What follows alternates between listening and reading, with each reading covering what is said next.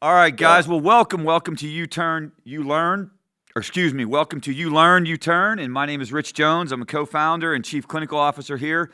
I am thrilled to be joined by Randy Grimes. Randy, rather than me read your bio and bore everybody, let me real quick orient you to the audience so you know who you're talking to. We got a lot of people in recovery that will, be tracking with you and understand where you're going with this. We got a lot of people, however, that don't know a lot about recovery. We got a lot of healthcare providers, a lot of people from other nonprofits. So a pretty wide audience. With that in mind, what brings a nice guy like you to a podcast like this? Well, first of all, a very nice invitation from your team, and Yep. I do appreciate that. I always appreciate the platform where we can get out and share our experience, strength, and hope. And I just want to, my message is that it's okay to not be okay, Yeah. but you've got to raise your hand and ask for help. The stigma surrounding substance abuse and mental health issues, it's so concrete that we have such a tough time breaking through it, and I just want families to know, I want people that are struggling to know that it's okay to not be okay, but you got to raise your hand and ask for help, because there's a lot of help and there's a lot of hope out there. Yeah, it's interesting that you say that. There's a statistic that I cite all the time because I read this. I don't even know where I got a hold of it, and it blew my mind.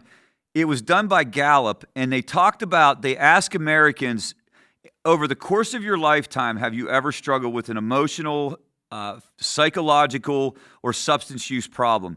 And do you know that 93% of Americans reported yes to that question? So I believe it. it's amazing. So we actually have it backwards. If you're out there and you think you're normal or you say you're normal, you're actually the weird one. It's the rest of You're us. you might want to reevaluate what your definition of normal is. Yeah, because And, and, and it's not really and normal, you're man. right. Whenever I speak in schools or even speak, at a keynote event, and I ask people that who's been affected by addiction in any way, almost every hand goes up. Yep. Everybody knows somebody, or they've been affected in some way by substance abuse. Yeah, I agree with you. And the heads will start nodding. And I don't know if you've ever had this experience. I'll be like at my daughter's soccer game, and I'll meet somebody for the first time, and they'll ask, "What do you do for a living?" And I'll say, "Well, I'm a psychologist and a therapist, and I work with people with addiction. What brings you into that work?" And then I'll just tell them, like, "Well, look, I'm in recovery myself, and and all of a sudden it is like the faucet turns on, and they just start. I don't know if that ever happens to you. It's all of a sudden you're getting in a therapy session right there on the sidelines. or you'll have people come up to you after the event and say, "Hey, you know what? I'm in recovery. I've Yep. got 4 years, or I've got 20 years," and it's just it's such a release for them to be able to talk openly Yep. about it. I do think that the world is getting a little bit better with that. I know I've been in recovery 23 years, and it's different now than it was even 10 years ago Oh in yeah, that regard. yeah. Tell us a little bit about your story, if you can, like what you kind of went through and what brought you into recovery, that kind of stuff. Well, yeah, and I was born and raised in Tyler, Texas, right outside of Dallas. But without getting into all the details and all that, I had parents that I never saw them touch. I had no history of substance abuse at all in my Okay. family, so that this was not supposed to happen to me. Right. I got a scholarship offer to Baylor University to go play football, and I wanted to play for the great Grant Taft. I could have gone anywhere in the Southwest Conference back then. Now it's the Big 12, but I could have gone anywhere that I wanted to, and I chose Baylor. I met my wife the very first day, our freshman year. We went Wow. out that night. We got married after our junior year, Wow. and Rich, there was still no indication at all of what lied ahead for me. I wasn't drinking, I wasn't using. Everything was about football. It was about school. It was about getting to the next level, which was the pros. Tampa Bay drafted me in the second round in 1983. They made me their 45th pick of the draft. I was second round pick of the Buccaneers. And, we were so excited. I was a kid from East Texas who had never even seen the ocean. Yeah. So to go to a playoff contender, which was Tampa Bay at the time, and to the seaside community of Tampa, we were really excited. Heck yeah. And, when I got to Tampa, there was a great football player there named Leroy Selman. He was the very first draft pick of the Tampa Bay Buccaneers in '76 when they first came into the league. And I had a locker next to Leroy. And we had a lot of great conversations even before I started that first season. This is like during mini camp, in my rookie year. And the first thing I learned from Leroy was that football was no longer a game. Now it was a job. And the second thing I learned from Leroy is you do whatever you have to stay out on that field. And I'm sure that Leroy didn't mean for me to take handfuls of pain pills every day. Right. To get through the nagging injuries and different things that were going on, because I played back in an era where we used to beat the crap out of each other every day. Now they hardly ever put on the pads during practice, but back then it was that, I call it Bear Bryant mentality, where if you don't practice hard, you're not going to play hard. And it was like a game every day of the week. It was basically like every day of the week. Most of the injuries I sustained were during practice. Wow. And you didn't want to get that reputation of always being hurt, always missing practice, always on the injury report, always in line to see the doctor, always hanging out in the training room. You didn't want to get that reputation, because that was a reputation you were never going to get away from in what was sure to be a short NFL career. So, I justified throwing down handfuls of pain pills every day just because, I looked at it like a necessary evil. Yeah. Not what it really was. I got to do what I got to do kind of thing. Right. So, can I ask a question about that, Randy? So I would imagine you're in a situation, you have trainers around, you have doctors around. Would they just give it to you? And you probably didn't even think twice about it, right? It's coming from a doctor. Just here it is. You know what I mean? Maybe not even really know what it is. Just let me take this. And there was probably no education around things like withdrawal syndrome or anything like that. Just here, have at it. It was all about staying out on the field and playing. And I got it from team doctors. I got it from team trainers. I got it from teammates. Rich, we had an open drug safe that was in the middle of the locker room that it was never locked. Yeah. And you could go get whatever you wanted to out of that. And it was full of narcotics, of benzodiazepines. You could go get whatever you wanted, whatever you needed. And that was just the reality of the NFL in the 80s and early 90s. There was no accountability. There was off-label prescribing, and there was no accountability at all. You know what, Randy? What we could have done for entertainment was bring a couple of me and my buddies into your locker room and lock that safe up and tell us what was in it. Hey, you know what? The combination to that set, we had 3 white guys that started on defense, and their jersey numbers were the combination of that save.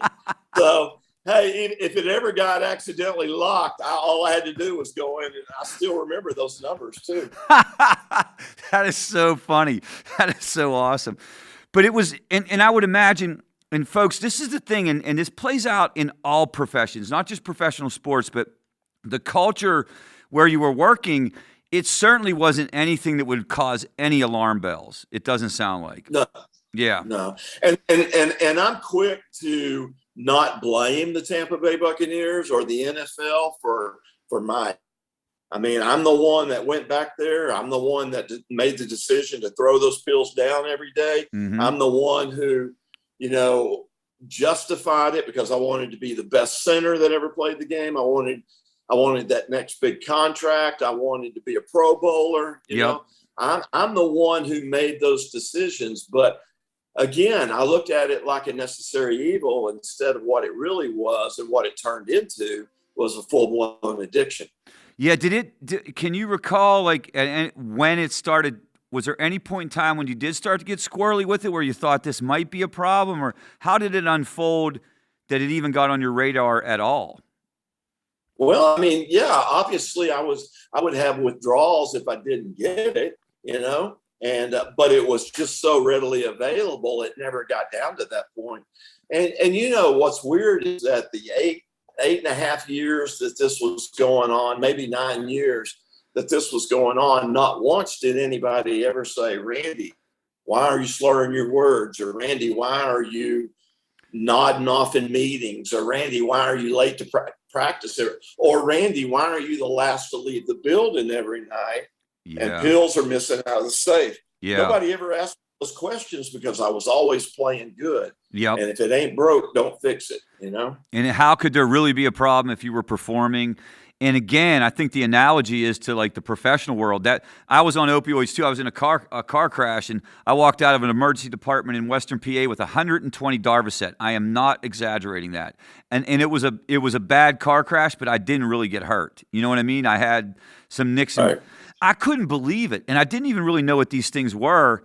And I just started, immediately, like I was drawn to these things. And I don't know if that's how it was for you, but I do believe some of us are more wired for those than others. Like my wife takes those pills and she doesn't like the way she felt. I was definitely on the opposite end of the spectrum. I don't know what it was like for you. Yeah, I'm the same as you. As soon Yeah. as I took them, I knew that that's what I needed. And that's what was going to keep me going. And it progressed to the point to where the last 2 years of my career, and I was still starting at center, playing every down. It progressed to the point to where I was playing games in complete blackouts. I was taking so many opiates and so many benzodiazepines before games that, I would be home at night, 10, 11, 12 o'clock at night after playing a 1 o'clock game somewhere in the country or even at home.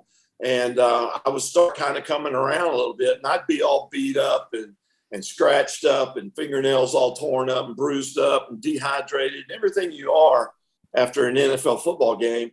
And I didn't remember any of it. Oh, wow. I'd have to wait and watch it. I was the center. I was the quarterback of the offensive line. I was getting everybody going in the right direction. I was changing blocking schemes at the line of scrimmage. I was having to listen to the quarterback, if he was going to change the play and snap count. And doing it all, Rich, in a complete blackout. But that's what it progressed to. That's amazing. And it's amazing how a human being can kind of rise to the occasion and still get done what they need to get done. It's that brain. Brain's amazing. The brain is amazing, especially you'll hear people talk about we protect our addiction. And I've always been drawn to that terminology because I know for me that was the case. I was capable of overperforming at work subconsciously to keep anybody from noticing. But it was really, it wasn't so much about my work performance. It was more about I wanted to protect these pills. I didn't want anybody to find out I, was doing what I was doing. So one of the ways to do that is just kick ass. And then nobody really cares. And I'm sorry, that's just the way it is. Don't fix it. Yep. Yeah, if it ain't broke, don't fix it. Yep. So you go through that. Now, were there any other substances entering the picture? Was alcohol a problem at all? Because sometimes that goes with pills. It was just all pills. All pills. And I bring this up because this is a huge part of my story. I had 5 head coaches in 10 years. Okay. How are you ever supposed to win with that kind of rollover? But that last coach I had, and it was after our last game in 1992. And I remember it was Sam Weish. Yep. And I remember him walking behind me. We were there to clean out our lockers. We were going to watch the game that we had just played the day before. We were going to have an exit meeting with our coaches. And back then you would pretty much leave town until minicamp started up again the next spring. But I remember I was standing at my locker. I was just about to clean it out. And I felt a hand on my shoulder. I felt somebody walk behind me. I heard the words, Randy, we won't be needing your services in Tampa anymore. And I had gotten hurt that year, so I really couldn't go try out for anybody else. But as I turned to look who said that, all I could see was Sam Weish. I had a door right next to my locker. All I could see was Sam Weish hitting that silver bar in the middle of that door and exiting our locker room. And I can remember thinking, wow, that's how it ends? That's all. Yeah, that is wild. all the blood, sweat, and tears that I've left on football fields all over this country since 4th grade. And that's how it ends, with a coach that I've only had for 1 year, who has no loyalties to me. I have none to him. Doesn't even stop and look me in the eye like a man and tell me that my career's over. And I remember just raking everything into a black trash bag and walking out the back door. And Randy Grimes, the football player, didn't exist anymore. Wow. And when you throw that on top of what was already a raging dumpster fire of an addiction, then I really spiraled out of control. When I didn't have that uniform anymore, when I didn't have that playbook, I didn't have that itinerary to go by, I struggled for a long time, because I had always been Randy Grimes, the football player. And I allowed football to become who I was, instead of just something I was good at. Yeah, but it's also, Randy, it seems such an injustice that, I mean, as you said, we are responsible for our actions, but you were doing that to get yourself out on the field to perform your professional duties. I feel like there has to be some kind of acknowledgement of that. And for the record, Sam White, I'm a Pittsburgh Steeler fan, so this is just another reason to put him on the shit list anyway. So yeah, good, okay. But so he like literally comes by, gives you like this quick cursory kind of like, hey, dude, thanks for your time. What do you do then, man? Like, do you call your agent or anything? Did you think like I'm done at that point, or did you think maybe you could try out for another team? What happened? Well, and this was before free agency, but like I said, I had torn up an ankle. Okay. About 4 weeks before that, and if you're going to go try out for somebody, then you had to do it like sometime before the end of January, and I was not capable of doing that. So I knew my career was over. Wow. And, I just, and Rich, it's not that I expected to have an expressway named after me, or have a big party, or all that. I just never thought that it would end that way. And you always think you're ready for it, but until it really happens, you're not. You don't know how you're going to react. And then, the next 20 plus years was, the new normal in my life was ambulance rides, emergency room visits, detoxes. Yeah. I could not, lost jobs, lost houses, lost cars. I just couldn't stop the insanity. I was so deep, the injuries just kept getting worse. The chronic pain just kept getting worse. My, tolerance to the medication just kept getting higher, so I needed more and more pills, and it was just insanity. Wow. And that lasted for another 20 plus years, that I had to put my family through that. And going through withdrawal is the most terrifying, experience. And when you're anticipating it, so you kind of got caught in that cycle of that process. And I remember that too, Randy, like counting my pills over and over again. It'd be like I'd have like this magic bottle of pills where if I counted it again, all of a sudden there'd be more in there. And having these having these moments in my head where I'd be like, there aren't enough of pills on this earth for me. Like there will never be enough. And it was terrifying, man. I don't know. It was just lonely and terrifying. Who else was in your life at that time? Was it just you, or did you have a family? What was going on? Yeah. I had a wife and 2 kids, and, they supported me for as long as they could. They worshiped the ground I walked on for as long as they could, until they couldn't stand me anymore. Yeah. Man. I really put my family through a lot. And like I said, I thought I was a pretty tough guy. Yeah. And pretty disciplined. But when it came to that, the pills, they ruled the day. And, I was doctor shopping all over Houston, Texas. I had a calendar going, which doctors I could see and which pharmacies I could go to. And, that was a full-time job, even though I was losing jobs all over town. So that process you're talking about, what years would that have been whenever you were doing the doctor shopping, like mid-90s? I'm talking about 93 all the way through right up until I got sober in 2009. So I think what a lot of people don't know is back then it was a lot different because I was doctor shopping then too, you could really pull it off back then because they didn't have that pharmacy system where they monitored pills. Yeah, but you had to do what you described. You're driving all over town and you got to keep track of the last doctor you saw and the last pharmacist. And in my experience, it was incredibly expensive too to go pay for pills out of pocket rather than, you can only use your insurance one time. I got a running joke, Randy, on if you ever want to know who's at the pharmacy picking up their opioid prescription, you could tell they're the ones ripping the bag open on the way out the door. You don't do that for an antibiotic. You know what I mean? You're not like, let me get my amoxicillin now. It's like, yeah. I was one of those people too. Yep. And I can remember sitting in, and some of the scummy waiting rooms we had to sit in, and sit around some of the people who. We probably... You wouldn't have exactly been around them any other reason, no doubt. Right.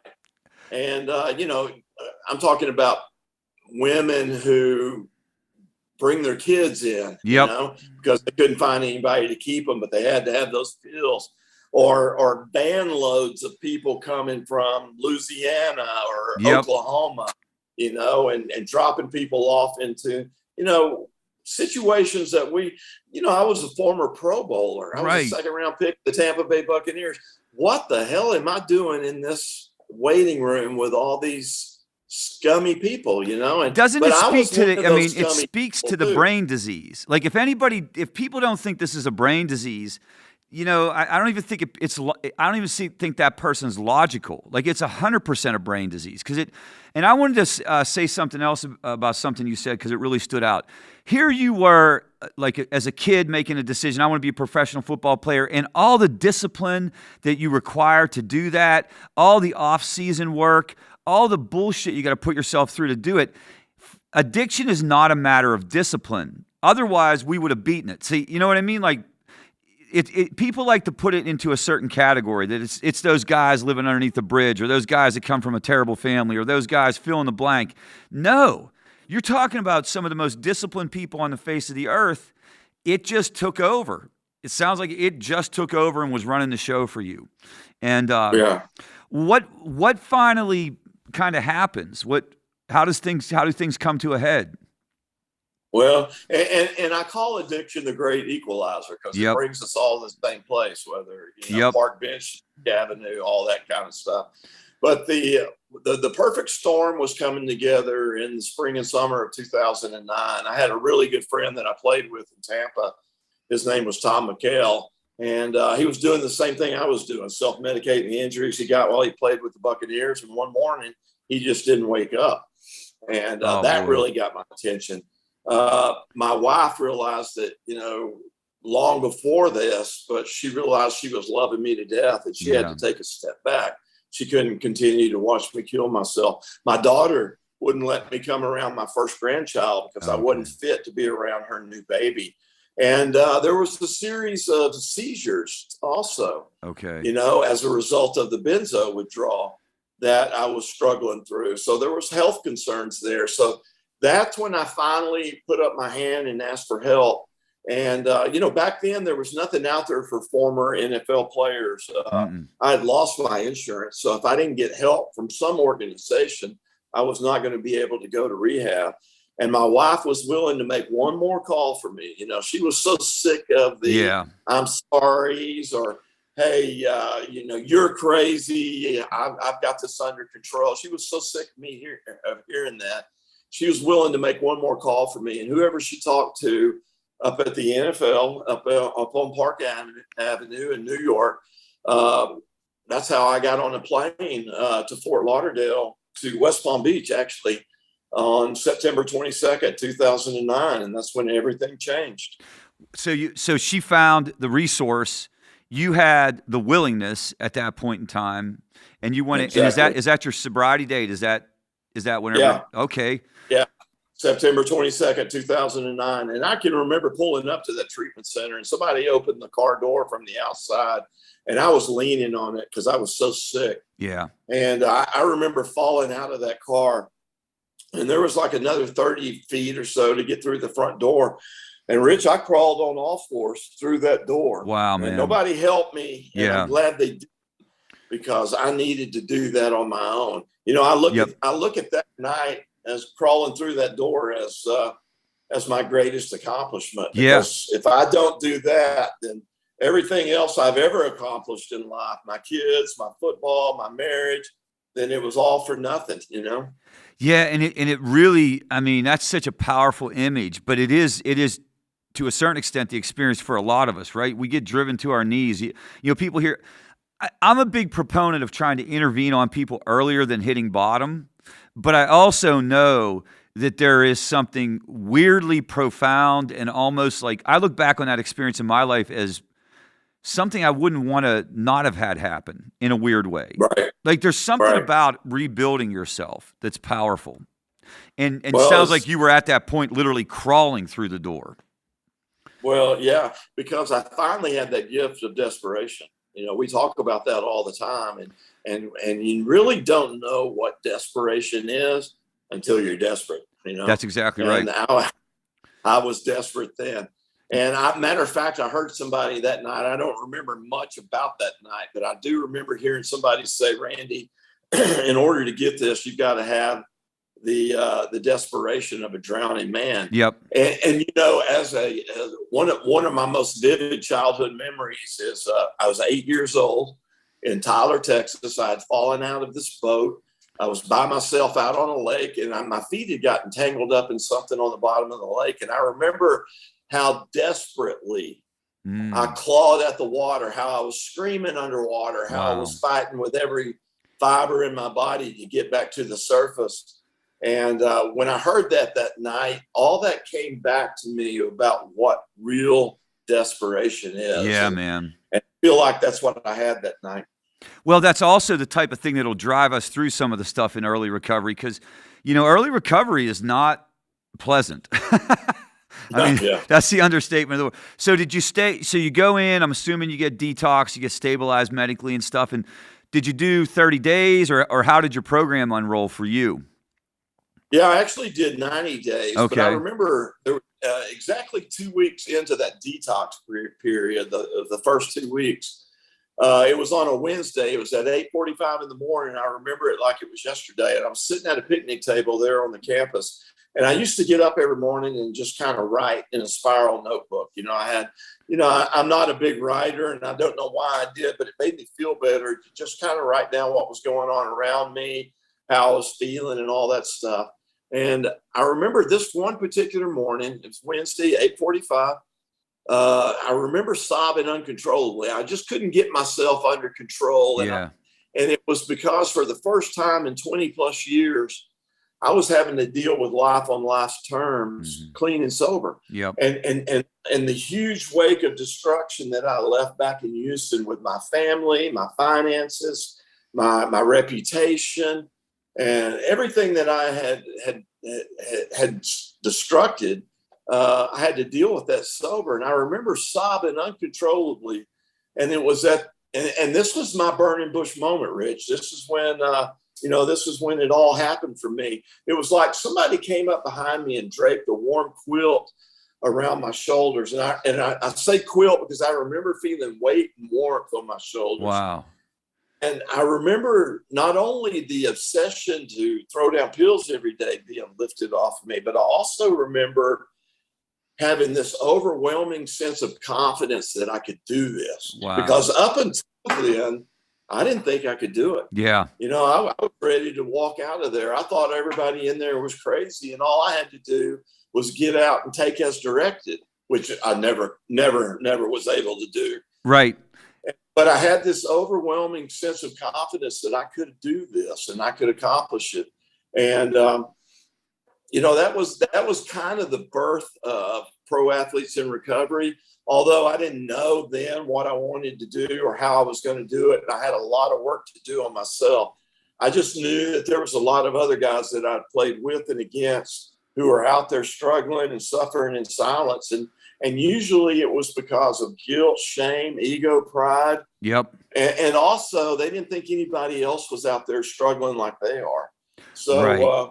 I stayed 90 days in treatment. I worked on those underlying issues, that lack of identity, that lack of confidence, all the things that go along with, I call it transitional trauma. Yep. When I didn't have that uniform anymore, I had to rebuild myself, to reinvent myself, and what were my passions, and how did I want to give back to who was I without the uniform? I can imagine that, Randy, that would be like a huge deal, right? Like in order to play in the NFL, you throw all in, and that's an understatement. You know what I mean? Like, it's your whole world, and that was your identity for so long. Figuring out who I am now, that probably took a minute, right? There was some work there. Well, not only that, but I had to really grieve the death of Randy Grimes, the football player. Oh, wow. And that's something that I hadn't even done. I didn't even know I needed to do until I got in professional therapy. Right. And right. I finally did that process, and 90 days wasn't really enough. No. I discharged from there. I stayed in IOP. I stayed in outpatient. Rich, I would even come back. They would let me come back onto the campus, even though I'd been discharged, but they'd let me come back on campus and just be around my safe people. I needed that accountability. I was living in a sober living, and I needed people to see my eyes and hear my voice every day. Yep. And I would just come back on campus and pick up cigarette butts. And I did that for 6 months just to be around my safe people. I still had that gift of desperation that I crawled in the door that night with. And if you're out there, guys, and you're in early recovery, and I think Randy will validate this, one of the things about going to meetings, man, is because I can relate to everything you just said there, like whether it's making coffee or putting out chairs or doing whatever, being around your safe people, that literally, like from a neurobiological standpoint, it releases like neurotransmitters that make us feel better. You don't have to love everybody in the groups, but going to those are so important early on. I think on an ongoing basis, but like really throwing in, and it sounds like that part of it, for whatever reason, you got that part of it. You were all in on that part. Sounds like all parts of the program. Can we rewind real quick and tell me a little bit, because you mentioned this at some point in time, you started what was it called? Pro Athletes in Recovery. In Recovery. So Pro Athletes in Recovery, that was an idea that came to you while you were in treatment. But can you talk a little bit more about how that unfolded and what that journey was like? Yeah. And, like I said, I had a lot of work to do on myself, and I just knew that I wanted to make my addiction mean something. Everything that I put my family, friends, and everything through, I wanted it to mean something. And so that was kind of the birth of Pro Athletes in Recovery. And after I worked on myself, and like a year later, Rich, I teamed up with the NFL, with the NFL alumni. We started a program called the Player Care Foundation. Okay. And like I said, when I first came in, there was nothing out there for former NFL players. Which is amazing. And there were so many of us out there struggling. And, not just with substance abuse issues, but CTE and everything else that goes along with that. And usually the two go together. Yeah. But the Player Care Foundation, we started going out, telling our stories, I was able when I went out and started sharing my story, hands started going up all over the country. Okay. And, we were able to help hundreds and hundreds of former NFL players. But little did I know that former Major League Baseball players would get involved, and former NHL and former NBA. Pretty much every sport you can think of that has an organization that supports their former players, like an alumni association or a players association. I started working with these groups, and over the last almost 14 years, I've been able to help hundreds and hundreds of former athletes. Wow. And their families, pretty much from every sport you can think of. And, jockeys and MMA fighters and PGA players and WTA players. We all have the same issues. We all have chronic pain. We all have injuries, but we all also have that transitional trauma when we don't have that horse to get on anymore, or that racket to pick up, or or that basketball to shoot, No, it's so. What do we do then? Yep, and it's interesting to me because it's kind of like being from the same professional kind of background probably helps in terms of making that connection and talking through some of that stuff. I mean, I can put myself in your shoes a little bit, but I didn't. These folks have walked in your shoes of all the things. But it carries over to veterans. When Yeah. they don't have their form anymore. Nope. It carries over to first responders. Yep. I'm wearing the hat of the Border Patrol today. It carries over to organizations like that. It carries over to broken marriages. Any kind of. We as Americans don't transition well. No. And the first thing we do is self-medicate. We go to the doctor. He throws a script at it.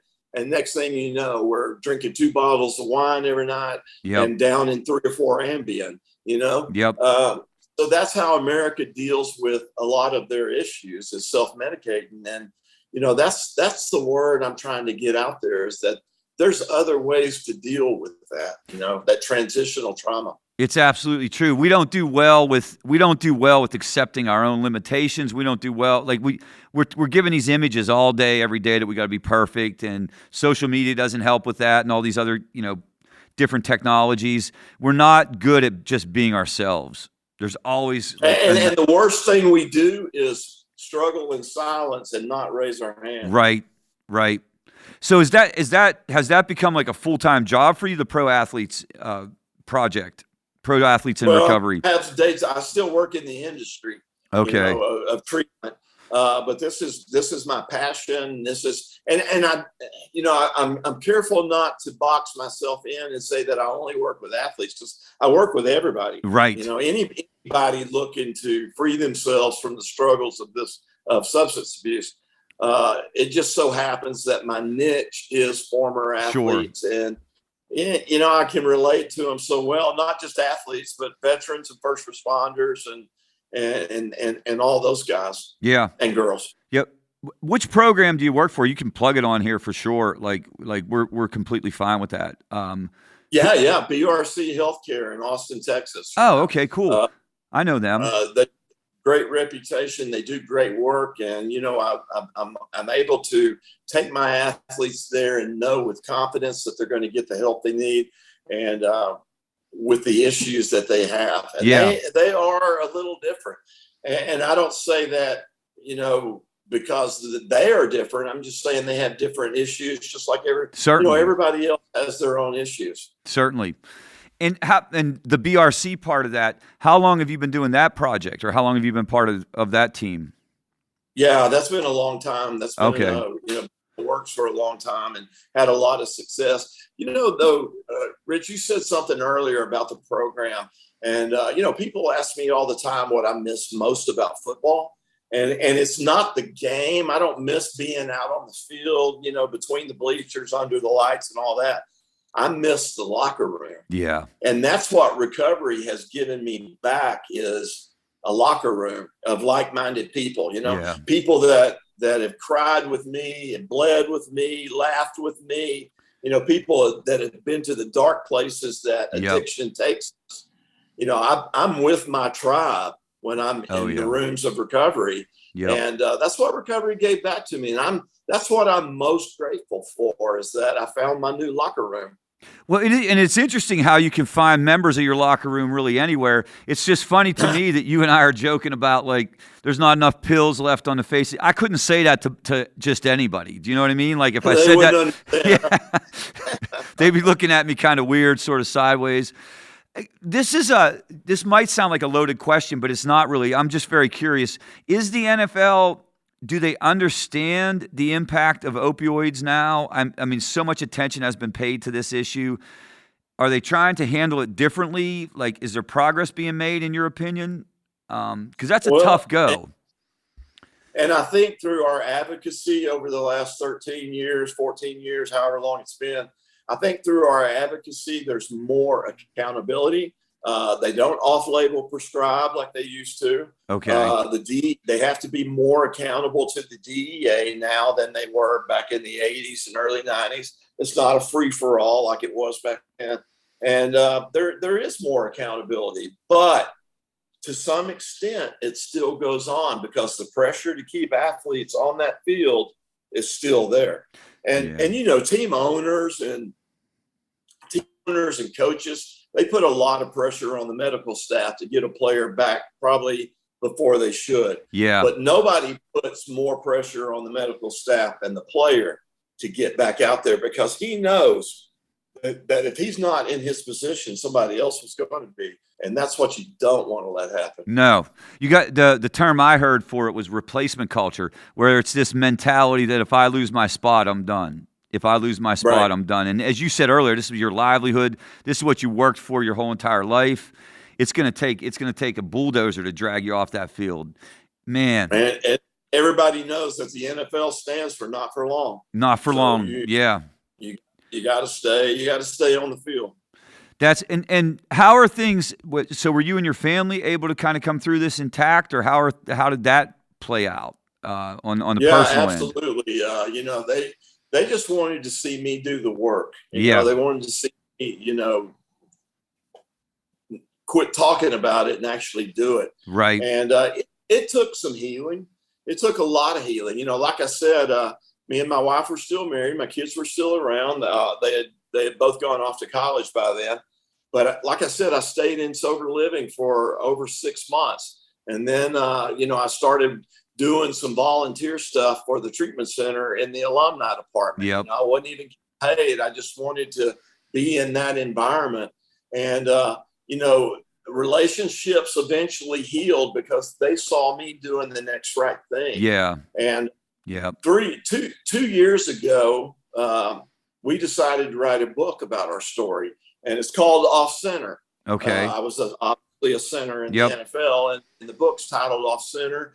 Coach Dicka wrote the foreword for it because he's been a huge supporter of mine.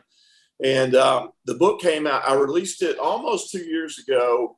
Well, it was in Los Angeles at the Super Bowl. Okay. So it's been about a year and a half, but the book has been a real success. And the only reason we wanted to do it was we wanted a platform not only for my wife, but for my kids, my mom, my friends, everybody who had struggled through my addiction. And how it's such a family disease that everybody struggles through it. But I wanted everybody to have a platform and to share what they went through and how they got through it.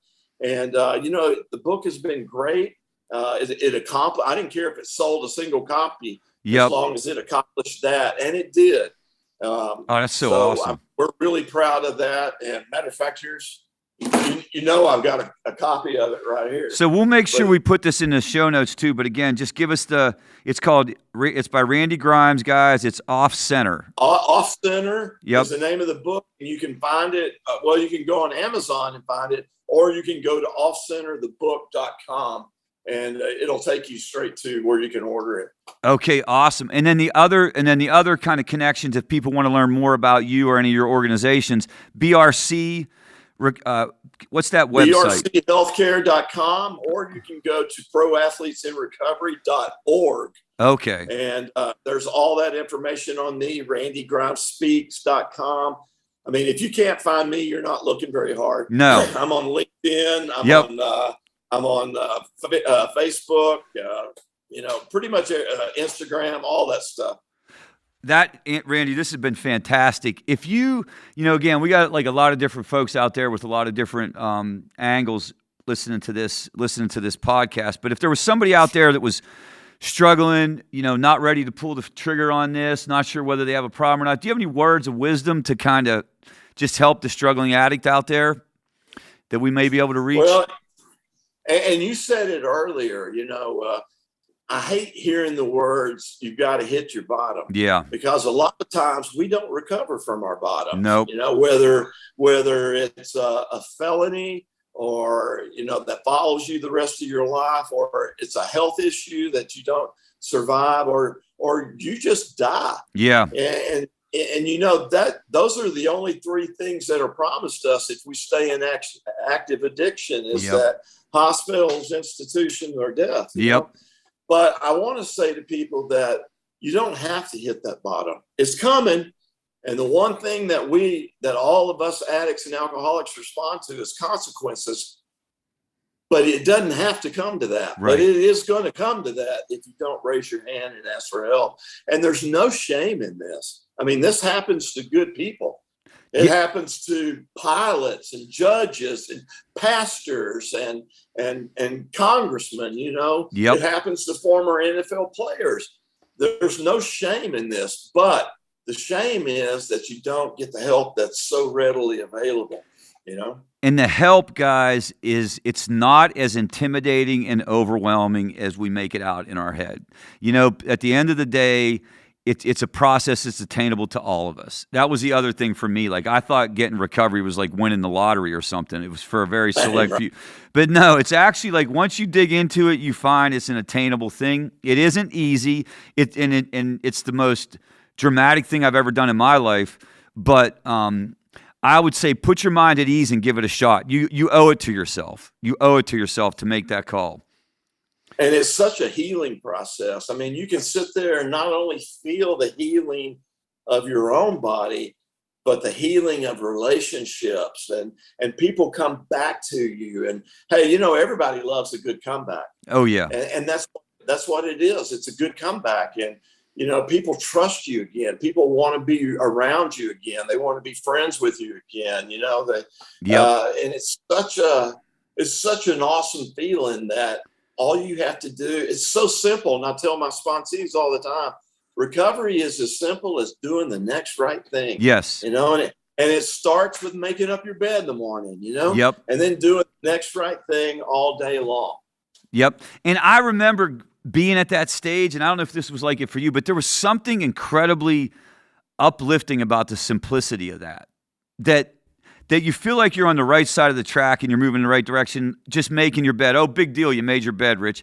But like when you're in active addiction, man, like making the bed and stuff like that doesn't mean much. I mean, you're just sort of like getting up and hitting the ground and starting to figure out what doctor am I going to see today? How am I going to pull this out? Just always there, guys. And it's just like, you don't have to deal with that anymore. You can let that go. What am I going to sell or pawn today? Yeah. Money. Yeah, how do I get to Home Depot to get some circular saws? Yeah. Hey, man. Glad that's behind me now, man. Yep. Boy, that was a rough way to go. No, it was. This has been fantastic, Randy. Thank you very much. One more time for the folks out there, if they want to learn more, just give us the connections again one more time. Yeah, proathletesinrecovery.org, randygrimespeaks.com. Go find the book at offcenterthebook.com. and brchealthcare.com. Awesome. Randy, thank you for joining us. Everybody else out there, thanks for being here again, and we'll see you soon.